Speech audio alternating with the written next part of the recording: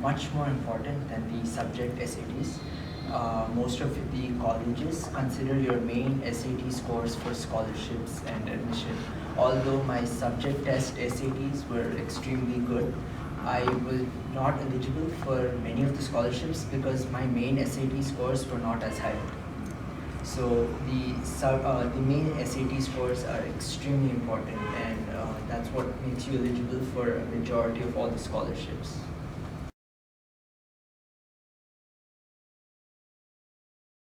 There are two types of SATs. One is the general SAT, and then there's the subject SATs. So I first started out by taking usually the conventional method is you take the SAT 1, which is English and math, and then you move on to subject SATs. But I just thought I'd try one subject SAT first. So first, just to get a feel of it, I took the SAT Math 2 exam. Now, subject SATs is just based on the preparation you do during high school, because throughout the year you'll be doing the same things again and again and again, so those won't be too hard. Now, so the SATs are a little different because in our schools, like English is just about reading the textbooks and answering questions, and it's more focused on whether you're answering the right points rather than how you're answering the answers. And for the SATs, you need to know a lot of vocabulary. And that is not something which you can memorize directly, because the questions which use those vocabulary, you need to put those words into sentences, and sometimes words are used with prepositions, and that only comes by practice and time. So my suggestion would be to at least start 2 to 3 months before, if that's possible, if that's feasible for you. But also you need to plan it in such a way so that you give yourself as many opportunities as you can to take the SATs, because very few people just take it once and they're done. So I think for the June SAT, June 1st, the deadline will be something like May 8th or something. So if some of you think you can handle it, you should go for it. Now the thing about SATs is that it doesn't really test your knowledge or your smartness. All it tests is the amount of work you're going to put in. Because to do well in the SATs, you need to work pretty hard. You need to do a lot of sample tests and vocabulary. I studied like the whole Barron list, 3,500 words. So that really helped me in the critical reading section. I got 760 out of 800, which means I got like 2 mistakes there. So, but for the writing section, I got a lot less because I spent most of my time on words, but I didn't spend enough time practicing because I thought grammar rules, everyone knows them, but it's not like that. It's quite different. So that's why my writing scores were a little less. So if you want my advice, I'd say start preparing, put in a little bit of time every day so that over a period of time you cover a lot. Focus on vocabulary, that's important, and do a lot of practice. And math will be simple enough for most of you. And I took it in the beginning of 11th and it was not a good experience because most of the syllabus is like basics of 11th and 12th. Like I took physics, SAT subject test, and it was mostly the basics of 11th and 12th. So I wrote in beginning to mid of 11th, and I didn't have any experience with 12th stuff, so it was I got a bad score, so I had to read it again. But again, it depends on how you do it. If you have teachers who are willing to help you out, then even if you do it on your own. yeah, and you get subject test SAT books, and considering the fact that you guys are doing ISC, CBSE, and PUC, the subject test level is really not that difficult. Yeah. Take a book, and at minimum you require a month, and you can do physics, chemistry, and math level 2. And for the subject test, I recommend Barron's for math and Kaplan for the science subjects. Can you repeat that again? Barron's, BARRONS. Do solve all the tests in the blue book. They're invaluable.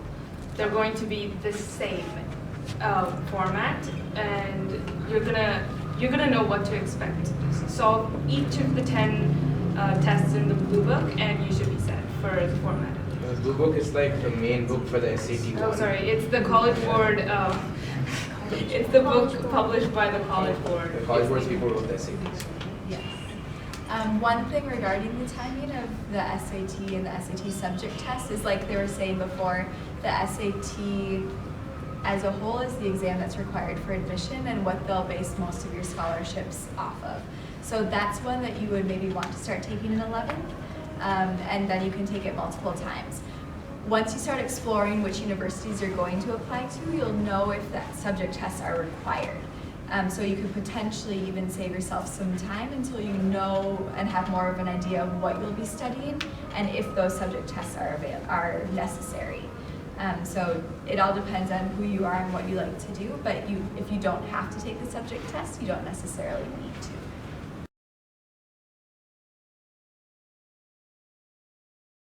So ACT is basically another exam just like the SAT. So what you do is instead of having more pressure on English vocabulary, you have another section for science.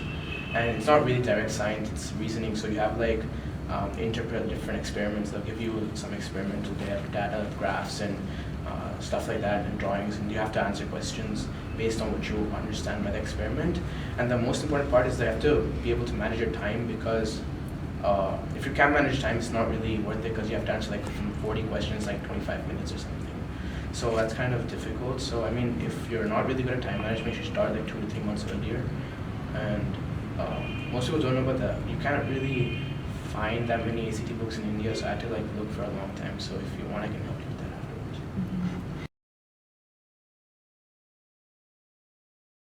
Prepare really hard for the main SAT. I took my first SAT with the assumption, it's just English and math. How hard could it get? Math, I'm doing 12th standard CBSE math. It can get harder. English, it's English, so won't require much preparation, and it really did turn out that way.